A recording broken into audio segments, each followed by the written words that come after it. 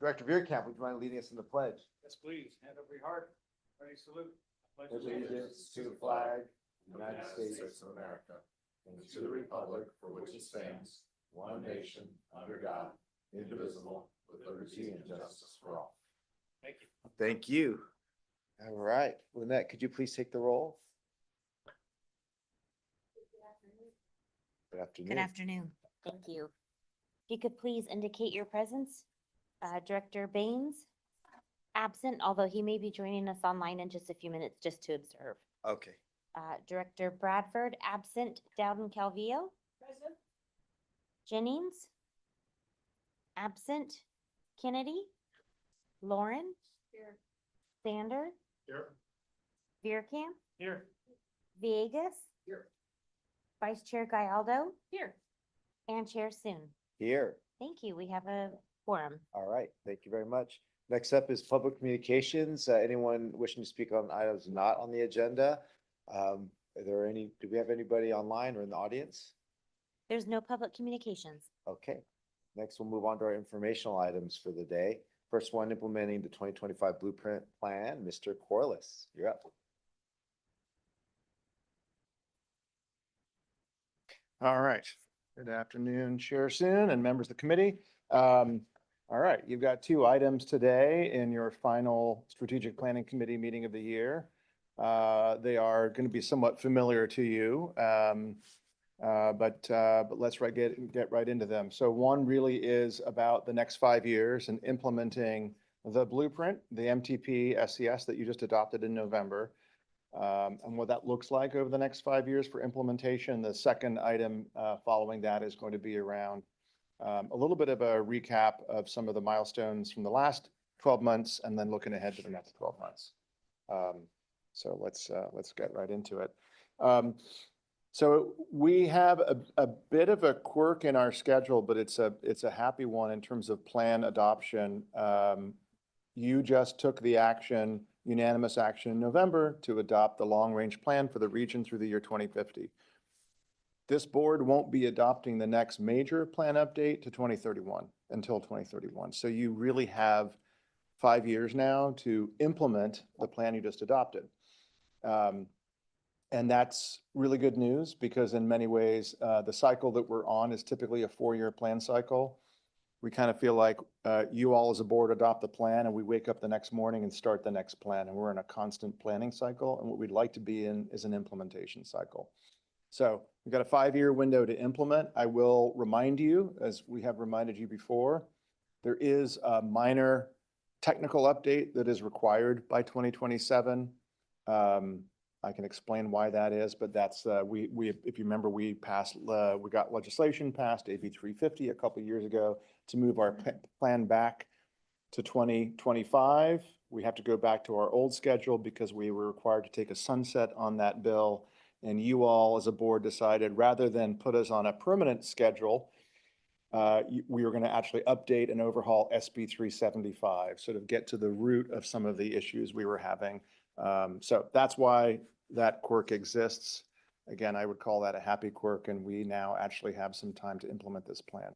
So what does it look like to implement this plan, right? And I think there's a number of pieces of this plan that we have highlighted when we had the item at your November board meeting. We did quite a long presentation on the local jurisdiction highlights, but I will just remind you, this is the first time, there's a lot of firsts in this plan, but this is a first. The first is that we've gone around to every city and county and we've asked your staff, we've gone back and forth with them about what are the local projects that you have in your local jurisdictions that implement the plan, that achieve regional goals, and what do you need help with the next 5 years? So this document, you got a printout of it again.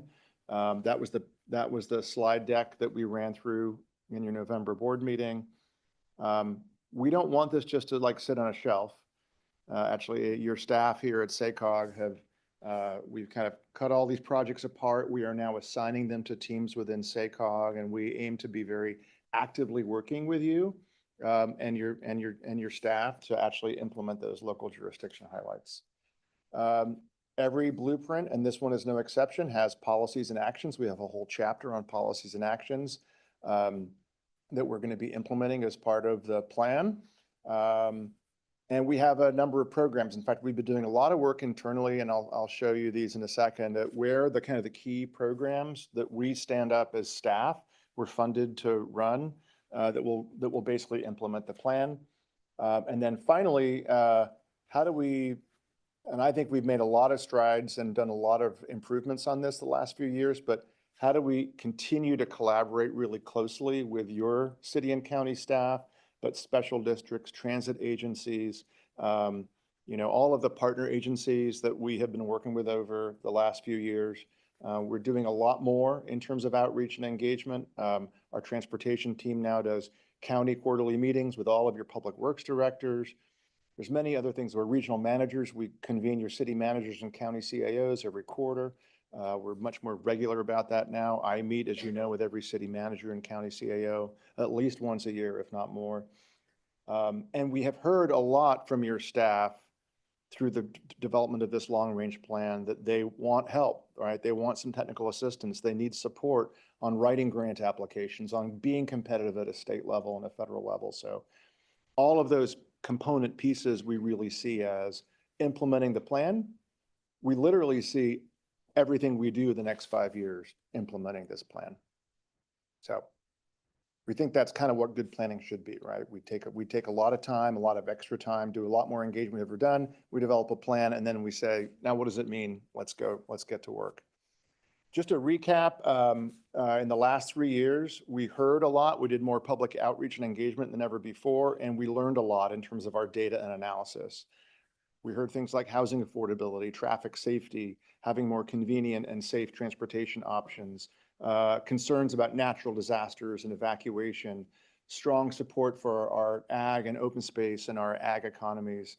And again, a lot of requests from technical jurisdictions, from technical assistance from our local jurisdictions. That's all that we heard. That's a very quick summary of, but also what did we learn? And important here that actually what we learned in our analysis tracks with what we heard. Our fatalities and injuries are rising not only higher than they should be, they're going in the wrong direction, but they're rising higher than other rates in other parts of California. Our road and pavement conditions are getting worse. I think many of you know this, and you constantly remind us that that is the case. We just had a discussion this morning about transportation revenue and how we pay for transportation, gas tax, road usage charge.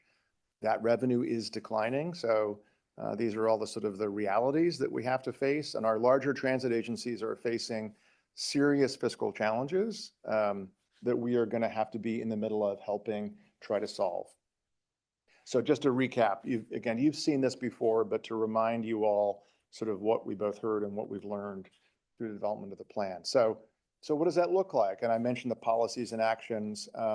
On the left-hand side, these are our 4 strategic priorities that come out of our SACOG strategic plan, but are also embedded in the long-range plan.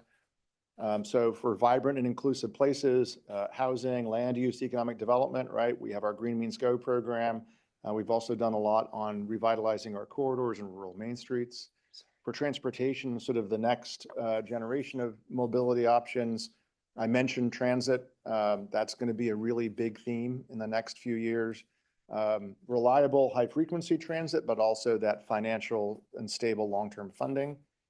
Speaking of revenue and modernizing revenue, we have everything from that transition to some sort of a road user charge, which again, we had some commentary and discussion about at the policy committee this morning, to, of course, standing up our first toll facility in the region with the YOLO 80 project, but many other projects to follow. So on the heels of YOLO 80, I want to remind you, there's several corridors that are in the planning phase to provide toll facilities and toll lanes that, because we've helped build the regional toll authority, CARTA, we are now actually in a really good position to be able to advance those. But as Director Villegas knows, chairing CARTA, a lot of work ahead of us in this region and amongst all of you to try to ease that transition and get the public up to speed, make sure that those projects are going to be effective. And then last but not least, safe, equitable, and resilient infrastructure. So a big emphasis on fix it first, road repair and maintenance and safety, targeting high crash safety improvements, and then finally climate resilience and emergency readiness and evacuation. So those are just an example of the kinds of policies and actions We also, as you know, have done a lot in the last few years to really, I think, enhance and stand up our data program and our reporting. Our regional progress report, you also heard from Garrett Ballard-Rosa in November. We focused on housing specifically in that report. And if you remember, I just gave you some bleak indicators, right? Road repair, traffic safety, but there's some good news in the region, and that really has to do with housing. 12,500 housing units built, not just permitted, but built in 2024. That's the highest number since before the Great Recession in 2005. 4,000 of those were attached multifamily units, and over 3,000 were in the green zones, your locally adopted infill areas. That's remarkable. But here's over the next, say, 5 years, in this next 5-year implementation plan are also the things that we need to see more of, right? And we now have an ability to track these metrics and these numbers, reducing those traffic collisions and injuries and fatalities, getting closer to a state of good repair for both the road and the transit side of our physical assets. We need to see more transit trips and transit ridership and utilization. That has started to come back since the COVID and the pandemic, but it needs to continue that increase, all the while that transit agencies are facing these sort of fiscal challenges. We want to see more increase in our active modes, bicycling and walking and active transportation, increases in accessibility, the ability for people to reach their essential destinations, work, school, doctor's visits, et cetera. I've mentioned transit financial sustainability. We've mentioned housing growth, tradable sector job growth. That's our economic strategy that we have with Valley Vision and GSEC and the Metro Chamber. And then finally, back to money, we really are seeking actively more money for Green Means Go and all of the infill projects that each of your jurisdictions has. And then last but not least, again, how are we going to pay for transportation and what can we do as a region to really advocate and stand up, frankly, more locally and regionally derived sources for transportation funding, because the state and federal levels don't look great. So I mentioned that we have a lot of programs that we use here at SACOG that we have to implement our work. We've done a lot of work as your management team and your senior staff, and including the entire SACOG staff, the last 6 months as we have been looking at the blueprint. And we essentially have, in the next 5 years, 18 programs. And we're happy to answer any questions of any of these. They shouldn't necessarily be that much of a surprise to you, but these are the programs that are funded with our current funding sources. They are, in many ways, what you haven't seen here is we've collapsed and sort of formed a number of these programs. And we will, in the next few months, actually be undertaking an effort to align, to redo our budget and what we call our overall work program to reflect these programs. I'm sure you often say in your local jurisdictions, a budget is nothing but an expression of your priorities. So we're trying to revamp our budget and our overall work program to reflect these programs for the next 5 years. We cannot fit everything on a timeline for this next 5 years, but we thought we'd just give you a couple of milestones here. So starting with RED for 2026, and again, something we heard about this morning, the Policy and Innovation Committee, the big emphasis and focus for us legislatively has to be SB 375. We really want to spend a lot of time on that. We feel like we sort of have 12 months in 2026 to try to update this law. And we have engaged former Senator Darrell Steinberg, who was the author of those, or that bill, and a couple of others to help not just us, but our other MPO partners and a lot of other stakeholders, including business and industry and environmental groups. Next year, we will also be standing up our first 6-county federal transportation funding program. If you remember, you spent a lot of time on this as a board. We had a corrective action that said we have to come together as 6 counties. We spent a lot of time on the policies and the guidelines and the framework, and you had a lot of debate earlier this year, in the fall, about what's a sort of a sense of fairness, right? About how much each county should get. Well, now the programs will be issuing call for projects next year. And so that's going to be an important one for this board to be engaged in. Looking ahead a little bit, if you go color by color, you go year by year, We have a lot of our Green Means Go grants that are going to be closing out in the year 2027. We go back to our state transportation funding round in the 4 counties, our STIP cycle in 2027. By the end of 27, you are also going to be adopting your Regional Housing Needs Allocation, or RHNA program. We'll talk more about that, and we aim to be talking more about that in 2026 to give you all and all the jurisdictions a bit of a heads up and a head start on RHNA. And then I mentioned we have to do a technical update to the 25 blueprint at the end of 2027. And then a little bit less clear, but you go further out, we should have another federal transportation funding program, likely sometime in 28 or 29. Your policy committee just heard a presentation this morning about federal uncertainty. So do not take that to the bank because we just don't know how much money we will have. And we try to actually tailor those call for projects to really how much money is available. And then looking out back into 2029, you have maybe another STIP cycle and housing elements. So this does not by any means encompass all the work that we aim to be doing, but it just gives you a sense of what some of the required things are, the things that we can expect. So we haven't really, again, had an opportunity to think about implementation of our plan quite like this before. We haven't done this much work in plan development, this much outreach and engagement. So now just a few questions to leave you with, and we'd love to get some thoughts and reflections and discussion going. We've clearly had a lot of conversations on safety and state of good repair through transportation. How do we make good on really changing those trajectories, right? If safety and state of good repair are on the wrong track in the region, how do we make that better? I will remind you, you've taken some really important policy decision actions in the last year. In your federal funding programs, you've put a big emphasis on maintenance and preservation. You've stood up a whole new system preservation program that is specifically for road maintenance and for filling potholes. So those are some really important things. We also have a pavement management program and doing a lot more data collection on pavement. Secondly, how do we help transit agencies address fiscal stability issues?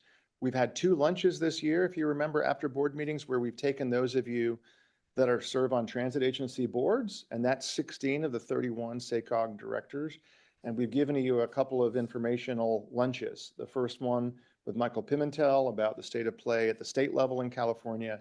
And the second one, which I think was eye-opening for many of us, which was the general managers and the staff from the transit agencies talking about their capital investment needs and the massive requirements that we have for transit capital investments, but also the things like the state rules around zero emission and the added cost of those.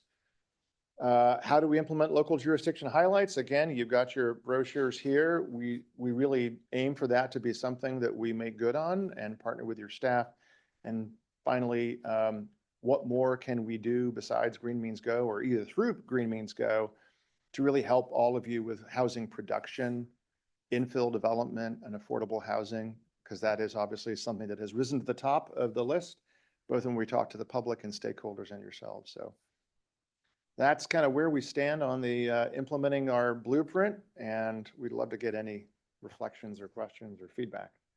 Well, thank you so much, James. And before I go to questions, I just want to reiterate our thanks and commend you and your team for all the work that's been done to get through this. And as you just highlighted, there's no shortage of work in the next 5 years, but I do think implementation's a lot of fun, so to speak, and the groundwork that you've laid with the relationships between all our jurisdictions and the stakeholders, I think will go a long way in when we actually get to, rubber meeting the road and implementing. So with that, I'd like to turn it over to any board members who have any questions or comments on these questions that James just articulated. Director Sander? I've got a couple. I think the first one I'll say is something about transit. I'm not a current transit board member. It's been 10 years since I've been on RT's board. I'm a past chair of RT's board. I have looked at transit operations around the country for a while. My roles at NLC as transportation chair there. Excuse me. What I'm thinking is that a significant realignment is necessary in this industry. And I don't know if the industry is capable of doing it on its own, just due to its internal momentum. You know, whether that's labor or, you know, on the management side or the even public expectations to some degree. But if you look at how some jurisdictions, you could say West Sacramento in our region, have altered the fundamental sort of idea of what transit is and made it more individually focused as opposed to bus focused or other vehicle focused, perhaps even privatizing it, you could have a much more effective, efficient system than trying to continually patch up the old system that's been envisioned here, but has never really worked for a choice rider. That was always our debate when I was at RT. How do we attract choice riders? I mean, the numbers, when we really boiled it down, and they were extremely reluctant to release those numbers, was something like 1% of riders were there purely by choice. A larger percentage were there because they got a free pass from the state, from their state employment to ride. But almost no one purchased, like, for example, a monthly pass. That was exceedingly rare. And I don't think that's improved. I think it's actually worsened, and the capital needs that were just, you know, referenced. I wasn't at that meeting. I wish I had been at that meeting. Those capital needs are always there and astonishing. And if you just think about what would be possible in a parallel universe without all of these other momentums at play, right? There has to be a better way. Yeah, I have similar sentiment. I was, you know, just something has to be done differently. You know, I won't get into those details at the moment, but I wanted to turn it over to Director Lauren. Yeah, it's on now. No. There it is. I didn't see it.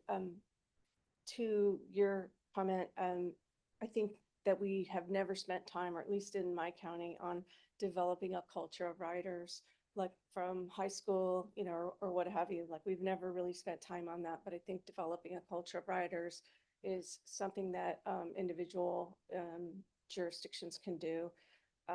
But I wanted to just make comments more on the financial side. I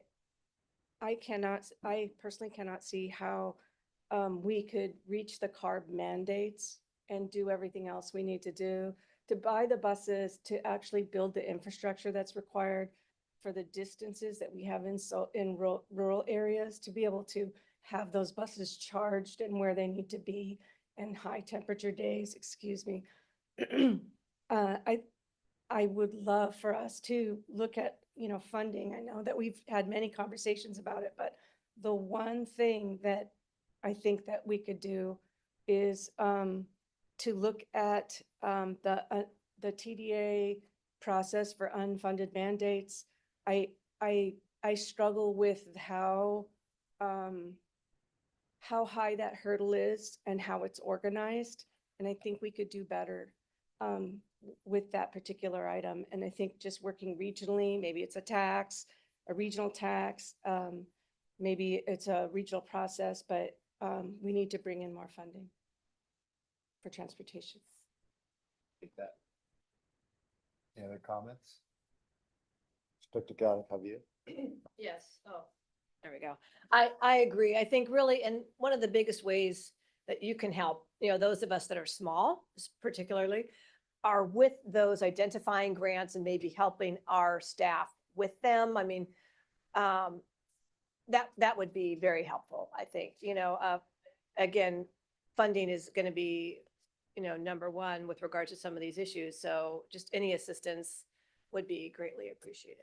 I appreciate that, Director Dowden, because that's one of the first things I hear when I go out and talk to a lot of your staff. I do want to also just give you some recognition that the Transportation Committee just approved the grants prioritization. So the latest cycle of grants prioritization, that'll be coming to the full board. You'll get an action item on that, have a discussion. That's a great example of how I think we have to work as a region, right? So we have tons and tons of ideas about federal grant applications. And if you remember, the inspiration came here from Cleveland, Ohio, who basically said, we have one grant for each federal transportation grant program, and that's all we support as a region. And we said to ourselves, if Cleveland can do it, we can do it, right? So again, for action you have in December, one, maybe two, but typically one grant application or grant that is going for a federal transportation grant. That's a great example of how we can come together. It doesn't quite answer your question on the grants assistance, which we would like to provide beyond that. But a couple of years ago, when we started having all these federal grant programs, we didn't know applications were going in. We sometimes got a request for letter of support the night before, right? And then we would often get, or sometimes I would get a call from a member of Congress's office saying, hey, what do you think about this project that just applied for this grant program? I didn't know. We're so much better than we were a couple of years ago, but it's an example, I think, of how the region can get together and sort of be a little bit more cohesive. We can work as a team. It doesn't mean everybody's grant application is going to be sort of in the mix, on the short list. But it does mean that we got to go back to cap. It does mean that we have to advocate for these things. It does mean when you meet with your local member of Congress or their staff, you have to keep, sort of on pushing this. So there's how do we help your local jurisdictions? I think there's also, how are we a team as a region, right? And have a coherent, compelling narrative around a short list of priority projects. And that has led to success already. We got the Grant Line Road project. We got the build grant for Highway 65 in Placer County. Both of those were on a short list. And that has already made a big, the mega region projects, Director Bradford knows very well, who's about to take over as chair of that group next year. So it is both the technical assistance for all of you, but I think it's also trying to make sure that in this back and forth and really networking and working with your staff, that we're really clear about what's going to be competitive at a federal level and what maybe needs more time to incubate. I wanted to add that because I think that's something that you all are doing as a board, which, I mean, the Transportation Committee was unanimous. They were very supportive, but it's not an easy thing to do, but it's an important thing to do. Yeah, question.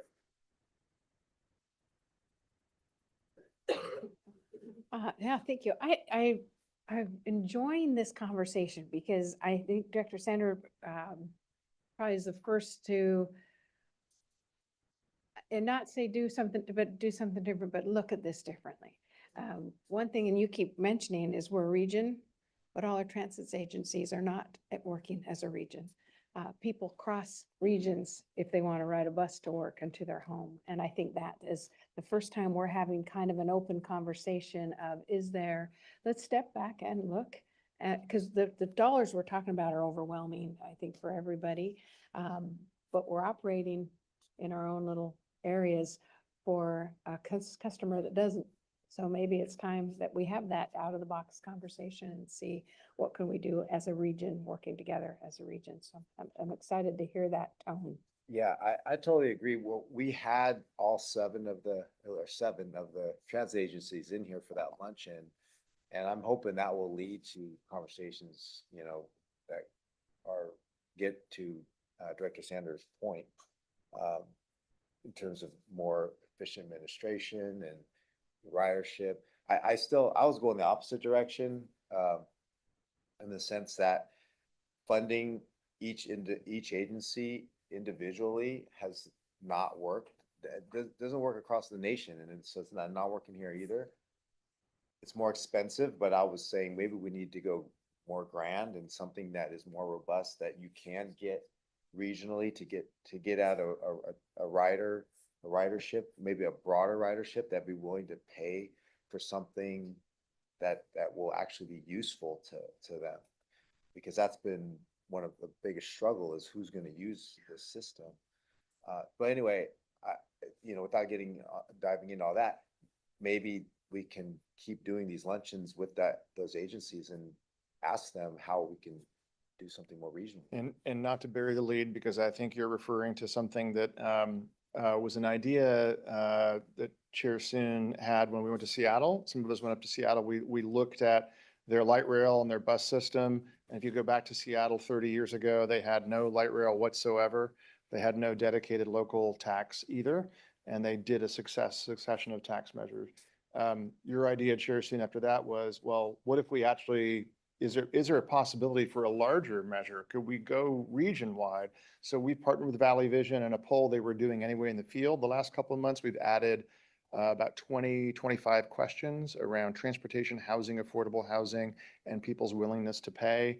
I know we have some data here in Sacramento County from the STA poll, but it should, we have not seen the results yet, but to your concept back then, we will be able to share those, obviously with the board and others when we see them. Look forward to. Through the chair, just kind of curious, and maybe you do or not know, James, but with our kind of peer regions across the nation, how many are like us and have a lot of different transit providers in different counties? And how many have a single regional transit provider? Well, that's, off the top of my head, I can't tell you. There are some really interesting examples, right? We went to Denver, and in Denver, you remember there's the Denver RTD. It's, I believe, a 7-county district. And it was that 7-county district that went for a tax measure with the business community support in 2004 called Fast Tracks. And they've been able to do some pretty amazing things. I think you also have the Bay Area just down I-80 with, I'm not kidding, 27 transit agencies. And I used to work there 20 years ago, and there was an effort 20 years ago to consolidate the transit agencies. And I think they've gone from 26 to 27. That was the Excellent words. Look, I want to, and then, as we will, I work with our board leadership for a peer region tour next summer. We're basically down to 2 regions, it's either Seattle or the Twin Cities. And if you go to Seattle, you're going to see a region that's larger than ours. We were probably like Seattle in the 1990s, but that has a similar COG, a couple of very large transit operators like we have, and a lot of smaller ones. If we go to the Twin Cities, you will see one transit agency, and I'm not suggesting this is what we should do, one transit agency that is part of the MPO. So it's a patchwork quilt. And you have very different, I think it's more the norm that we have multiple operators. Because what you've had over time is you've had smaller areas and more suburban areas feel like that big operator is not giving me the service we need. So we're going to do our own thing, right? Which has happened here in this region and is understandable in some ways, but you begin to get these redundancies and a level of inefficiency. I will say on the transit side, we are working really hard with all the operators because, as Chair Soon knows, we've been working for some time now. We have to update an MOU among all the operators in the region. We've made a lot of progress on that. And in some ways, these have been really necessary conversations to bring all the operators back to the table with SACOG in the important like fiscal realities and everything else. So I don't want to steal the thunder for 2026, but that's one thing in 26. You're also going to have a SB 125 report on the state of the transit operators' finances, which is not meant to say that it's too big a challenge to meet, but it is a very big challenge. It's a very big challenge. So it's a great question. I don't know if I answered it for you, but Yeah, you did. It varies a lot. There's no normal. there's no normal.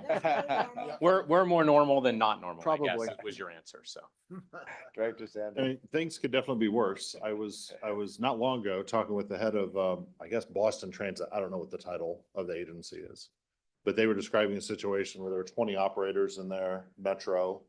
And that main transit agency had 42 union contracts, 42 different union units to deal with. So the amount of overhead they spent just managing that was just massive, right? And they have similar, fiscal constraint and massive capital need. Yeah, I think our challenge is we're trying to put like a square peg through a round hole. We do not have a lot of density. And so trying to operate, a bus, even a small bus or a van or anything in a low density environment is just not very efficient. And I think what really moved me probably more than anything else on this topic was when Christopher Baldwin was mayor of West Sac. And they did sort of this test, like, okay, what if we doubled the amount of money that we put towards transit? And they had a few characteristic riders, one of whom was, I don't know, her name is Betty. And she went to the swimming pool every day and she had to take a bus to get there, right? Do you guys remember, anybody else remember this story? Some might. So I said, all right, if we double the amount of money we're spending on transit in West Sac, how much time do we save Betty? Because right now she's spending 22 minutes a day or something, on each one-way trip. And they said, oh, we could get that down to like 16 minutes, maybe 18 minutes if we doubled our number of buses and people and everything. And then they said, okay, what if we take the amount of money we have now and instead of running those bus routes, we go to VIA, which is sort of a shared bus ride thing, right? That figures out who needs a ride, where are they going, and then, efficiently moves them. Oh, now Betty can get there in 10 minutes. And it was like the same money or less, far, far, far better service, double the money, marginally better surface, that, and it doesn't just apply to West Sac. That would apply all over the place. The real backstory was Betty really wanted to get ice cream in the summer months and it was melting under the construct. Kidding. She needed to get She there needed to get faster. home with her ice cream Faster. before it melted. Otherwise, she made a mess on the bus. That was the evolution of the business. And That Director actually Sander, I sounds would great. just so we're up to speed and see the same thing, because again, transit's gonna be, we're getting to 2026, that's fine. Transit's gonna be a big theme next year, as it was this year. If you remember, Christoph Spieler came out, we brought him out here to do his talk about transit sort of efficiencies and best practices, right? And one of his things is, don't try to serve everybody with crappy service. You have to double down on the corridors that make the most sense. So in some ways we have to figure out, and SAC-RT is doing this and YTD is doing this, where are the best corridors, where we're going to get land use change, because that's really key. We're going to build in riders with density and land use and housing, and let's get more service there. And then where that doesn't work, you have microtransit. Also, we've given you presentations this year.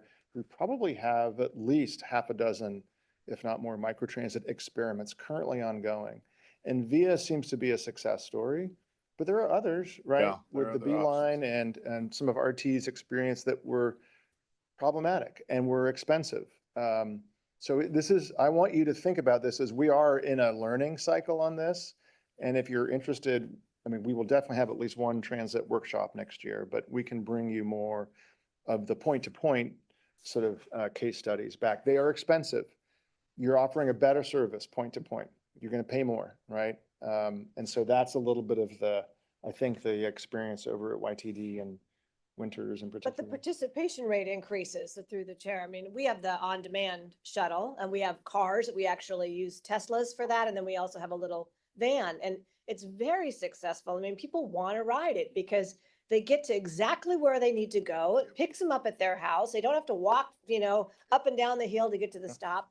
And so your ridership has increased. For us, it's been very I was successful. just in for Tahoe transit. over the weekend and I saw the TART microtransit pull up to a house in a very rural area and the person get out, right? So you're in a learning cycle on this. I want to really encourage that.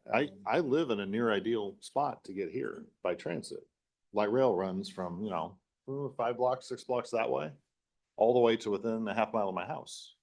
But that trip takes me an hour and 20 minutes, plus potentially another 30 minutes if I miss the trains just right. I can drive it in 20. I can Uber it for $20, and so that decision becomes, I can bike it faster than I can transit actually, because the American River Parkway. But for you, it's a frequency thing. So if you had another, more frequent trains, that would make it work. In Director Don Calvito's case, these hybrids where you have Teslas or whatever, complementing service, that works. And it's probably same thing in our area doing, a VIA type of microtransit type of scenario. My point being is that we have to have that vision of a system that works for us, right? And it's going to be pockets of local, but I also would argue that if you show regional capabilities, you pull more riders. And like James said, it's going to be more costly. So we have to accept that, communicate that to the public, get them to recognize that, yes, transit doesn't work today, but we're not in a static environment, right? The whole idea is to get to a concept that does work. And so, because I think one of our biggest hurdles, besides the actual ones of funding and things, is the perception from the public is it doesn't work, therefore don't invest in it. So we need to get over that by having a vision. The culture. The culture, right? The culture. Yeah. So the idea is I always say it's today. Yeah, today it doesn't work. Today it doesn't work because we haven't done all those things. So anyway, anything else with this one? To kind of Yeah. follow that up.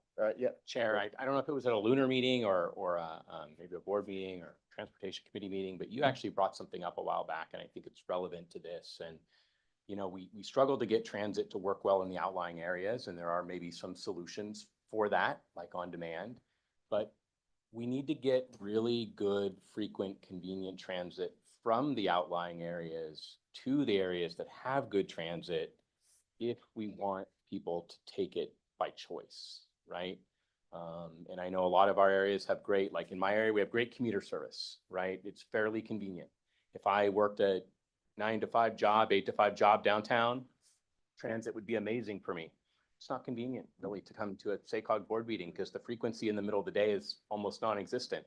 It's not convenient to come to a Kings game because I couldn't get home or to dinner or anything like that. And so outside of the, you know, working person downtown just doesn't really make any sense. And if it made sense for me, I would take it way more often. I take it occasionally when it fits, because it's nice to, you know, pay $4 or $4.50, whatever it is, and sit on a bus and instead of have to drive and sit in traffic. Let some, you know, I'm still in the traffic, but maybe someday I won't be. Maybe someday I'll be in a toll lane and go right through in the bus without paying anything extra. But anyway, so I think that's a piece of it too. Driving the bus too.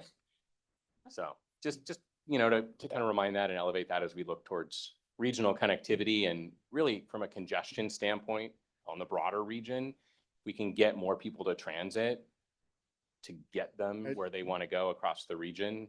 The numbers may not have been huge, but I do want to say the pandemic wrecked just about everything. We had really good express bus service in this region. It was a success story. And actually a lot of our light rail ridership was about downtown workers and people coming down for incentives and everything else, right? And so we've lost both of those. Those have both been disrupted. We also had the highest bike share ridership anywhere like in the world besides Paris or something like that. So, but I don't think those are necessarily failures. I think those are signals that there are these sort of possibilities. And I also want to say, not to cut off your discussion on the 5-year implementation plan, but we're pulled up the 26 work plan here. Transit and housing, I'm glad you're hitting on both of those because those are going to be big themes next year. So, but I don't want to cut off your conversation. Yeah, well, I think that Director Veerkamp, did you want to say something? We talked about it years ago. I mean, the culture of kids. They don't ride buses anymore. We spend more money building parking lots of schools than we do mandatorily making them ride the bus. Yeah. Or have a shared system. And so we start with changing the culture. You do it there. You look at other countries, you either walk or you ride the bus. And that gets them used to obviously what? Ride the bus later on. Yeah, But so there's things that I we have to just blow away. say, we first moved to this region 8 years ago, and a few of you remember it. My kids went to public school very near our house, but not close enough to walk, so they rode the bus. I had phone calls from parents saying, I saw your child on the side of the road. Are they okay? Like they Wow. were waiting for the bus. Yeah. So there is a culture that we have to work on here. I'm not saying that we can fix that. In school today, you can't get to the school because you can't get around the cars to get in there. But no, we need to add that to this, when we talked about strategy session with the transit agencies, that we should talk about that. Yeah, Of course, this is too near and dear to my heart doing the, but yes. I knew it'd get to. Yeah. And I haven't checked for a long time, but nationally, a few years ago, the average of kids who rode the school bus was 59%. And in California, it's about 12%. So Wow. to give you an idea, in the mid-90s, the state said that is not a required service for transportation, so we don't fund that. It was based on your average daily attendance, and we're capping it now. So a city like Elk Grove had about 16,000 students, and now you're 80 some odd thousand students, and they still get funded at the 16. And if you were like, for me in Rockland, they didn't claim any transportation funding, so they still just don't get any because nobody new got to come in. So we worked really hard, but what schools, they said you can do it, but you can charge because it's not required. And so what happened is just the paying public said, I'll drive them. But that's that culture. We have to start there. But like I said, every single one of us have that problem at our schools. It's a nightmare because we didn't build schools for parents to drive, and they all think they have to be 10 feet from the door, their child's gonna melt.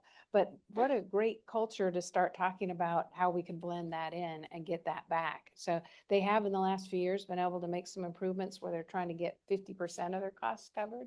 But the thing that's so silly, and it's not, I mean, obviously I want to support my kids with special needs, but that's a required service. So now you might have a bus with one person on there because the other kids don't qualify. So that's where we need to say, we got a bus, let's get people on. But the same thing too for me with transit. If I'm gonna go, I mean, I wanted to do it, it's what I live for, but there's no way to get from Rockland to Elk Grove. Right. There isn't. And so I'm doing 65, 80 to 99.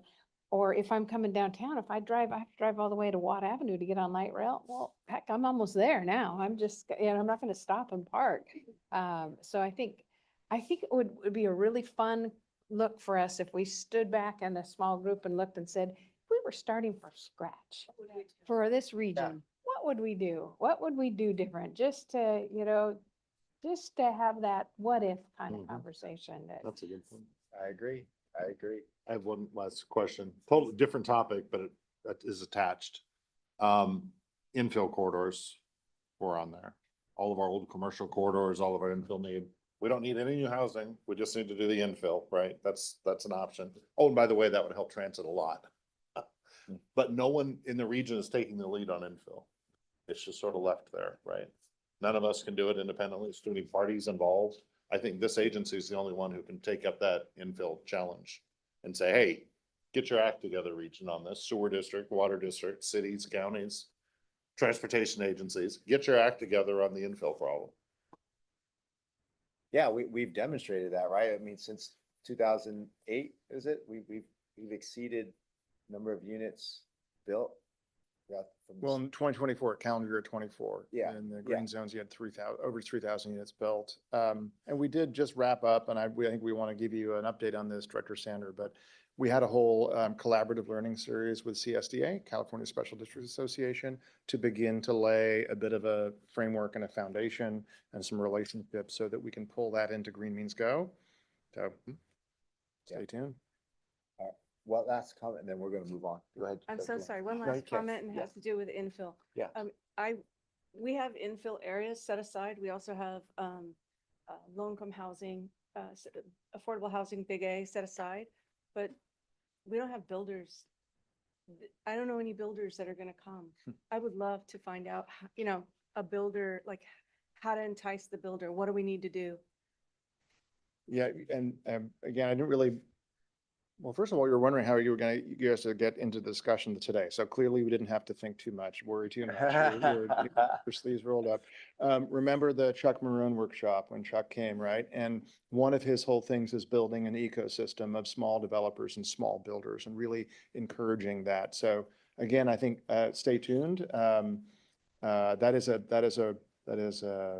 gap. I think our next chair has a lot that she can do. Well, speaking of that, Yes, if- speaking of that. we move could have on just to made the- this one agenda item and roll through. If it's okay, Mr. Chair, Yeah, if I please. can get into the, The work plan. yes. a little bit of the more near term, right? A quick, kind of a brief look back. We'll, at the full board meeting, December 18th, we will do a full look back of the accomplishments of 2025. And by the way, you're on notice now for all of you committee chairs. That would be Director Lauren, Director Dowden Cavillo, Director Baines online. We're going to ask you in the full board meeting just to do the wrap up of the accomplishments of 2025. We've done that in prior years and found to be really successful. But we're going to touch a little bit on 25 and look ahead to 26 here. Always good to remember our mission statement with the strategic planning committee. We want to convene and connect the region to advance an equitable, sustainable, and prosperous future. That's your triple bottom line. So a few things that you have accomplished, and you'll hear a lot more about this again in your board meeting. Obviously, the blueprint is a big one. Remember, you've adopted that. We still need state approval of the sustainable community strategy and our 19% greenhouse gas target. And we also need federal approval. We are making some headway on that. If you remember, the Clean Air Act waivers for California were revoked earlier this summer. And so that has thrown a bit of a curveball into our air quality modeling. But there is some progress, and we'll be back to report that to you. But you've done your part. You've adopted the blueprint. Now it's up to the state and the feds to approve it. We really did unveil our first set of transportation funding programs under the board's new framework that you spent 2 years revamping, and that was the state 4-county STIP. We did learn a lot in that process. It was a brand new process, and we'll continue to pull those lessons into future rounds. And we're setting up, as I said earlier, the federal funding round for next calendar year. The Regional Toll Authority, we have broken ground with Caltrans District 3 and YTD, Yolo Transportation District, on Yolo 80. That is a very big deal, as some of you know, especially those of you that serve on CARTA. We are stepping back next year. In 2026, we are going to be CARTA will be hiring its own executive director. And we have been spending a lot of our time trying to get some loans in place from our local member jurisdictions on the Yolo 80 corridor so that we can stand up CARTA with the initial costs to get repaid later. But that is the infrastructure by which we will have any kind of toll facilities in the future. So it's been a lot of work to stand it up, but I think it's time well spent. We've got a lot in terms of funding awards and successes. We hope that one of the biggest projects in the region, the I Street Bridge, the brand new I Street Bridge that'll link the rail yards in West Sacramento, will go out to bid in the coming months. They want to put piles in the river, as they say, next year in calendar 26. But we have played quite a strong role just to sort of connect the dots between the two cities and Caltrans and continue to do so. Fingers crossed. We won that Grant Line Road Southeast Connector Safety Project for Grant Line. That section of Grant Line, and Director Sander, you know it all too well because you drove me down that and scared the bejesus out of me several times when I first got here to make the point. I did it on YouTube too, just to scare everybody else. Yeah. But that was one of your prioritization projects. That was one of the projects that you said was a regional priority. And it turned into a success in $25 million raised grant from the federal administration, Highway 65 and the BUILD grant that's come through with the help of Representative Kiley. And by the way, among the many other, and this gets back to a couple of SPC meetings ago, we gave you the sort of what's SACOG's roles and responsibilities, and we don't do a good enough job actually saying what we do behind the scenes. Our staff helped Sacramento International Airport secure a TIFIA loan. It is the first TIFIA loan TIFIA loan is a federal program to provide low interest loans. Any airport in the country, SMF has the first one. And when we went and sat down with them and they said, I just want to thank your team for basically helping make this happen. So a lot of those. And then the next bullet point is we mentioned this at Policy Committee this morning.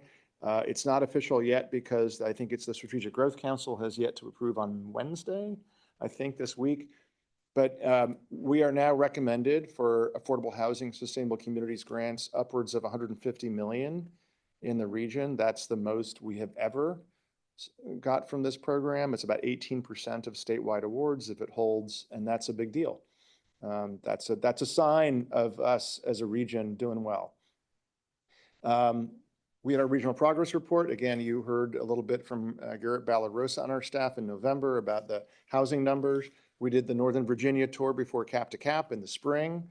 We did offsite board meetings in Rockland in our vice chair's jurisdiction, in Arden Arcade with Director Desmond leading the way, and of course, Bishop's Pumpkin Farm in Wheatland, where Director Teeter, we had our first meeting in a barn. Yeah. I was like, we'll never forget. And then Chair Soon got to host the board retreat in Elk Grove.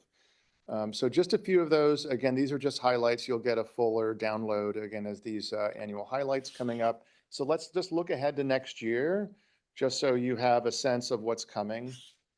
Because I think as Chair Soon just said, the presumptive chair-elect here will have her plate full. SB 375, we talked about it at the policy committee. We've been briefing many of you. We have to update and modernize and overhaul SB 375. The good news is I've made a lot of progress. Your staff here like a lot of your staff, including Christina Lockey, including Bless Shepherd, including Casey, including Clint Holson, are working really hard with the other MPOs and stakeholders. And we've, through CalCog, hired Daryl Steinberg, because this is his legislation. So if we're going to make a run at this, this is how, we're off to a good start. It won't be easy. I mentioned the 6-county federal funding round. We've mentioned transit funding and coordination, the new MOU. SB 125 is those financial reports that are required from the state. We've talked about CARTA and tolling. We're going to be coming back to you on mobility zones. In fact, I think we have an info item at the full board on mobility zones coming up. We will be, the staff will be working on prioritizing one mobility zone in each county and one project in each of those, because we set aside some money in the grant and you have taken an action to supplement that with some carbon reduction money. So there'll be 6 projects, 1 project per zone, a zone in each county, and you'll have that as an action item in March of this year, when we'll actually be in West Sacramento for our board meeting, our first offsite of the year. Director Bradford this year has served as the chair of the Mega Region Working Group with the Bay Area and San Joaquin County. And next year, Director Bradford should be the chair of that working group. And a lot of these projects that we've talked about in prior slides are really important in terms of advocacy. And then Green Means Go. I want to remind you all, you've given us some direction and we're doing some legwork on creating a regional VMT mitigation banker exchange to keep any kind of VMT mitigation money in the region. And finally, last but not least, a big topic of conversation at your board retreat, we do have the next cycle of RHNA, Regional Housing Needs Assessment, kicking off towards the end of next year, calendar year. We'll get a number, but before that, and this is what we want to get your engagement in, we thought it would probably be good to get all of you at the board level engaged and sort of understanding the RHNA process, right? So that we know what's coming. And we can be prepared for it. We're doing a lot more this time also in terms of some consultant contracts and ways of basically doing some economy of scale so that all of your local jurisdictions, as you go through RHNA the next few years, can kind of piggyback off some of the work that we can get done here at a regional scale. Overall board engagement, just real quick before I end here. So offsite meetings, we've done this now. This will be the 2nd cycle. So it'll be the 4th year we're doing offsite board meetings. We hear really good things from all of you, but please tell us in terms of, what we could do better. Is it too much? Do we wake you up too early to get there at 8 a.m.? All of those important questions. Next year on the calendar would be Yolo County, El Dorado County, and Sutter County. We're targeting West Sacramento, as I said, for that March 2026 tour. Offsite board meeting in which in advance we would do a tour, partly focused around some equity and community engagement for some of the important issues that West Sac is facing. Stay tuned for location. El Dorado County in the summer, Director Veerkamp, we talked a little bit about that, as I have with Director Clarici and Woody DeLoria, and then Sutter County in the fall. As I mentioned, we are doing a peer region tour next summer. Stay tuned on that. We're narrowed down to late June, early July. My apologies in advance. We can't get all of you on your busy schedules. But that should be a really good tour.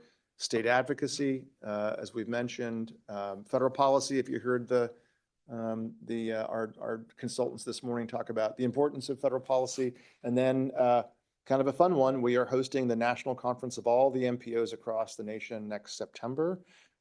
Great time of year here in Sacramento to be hosting everybody and showing off our region.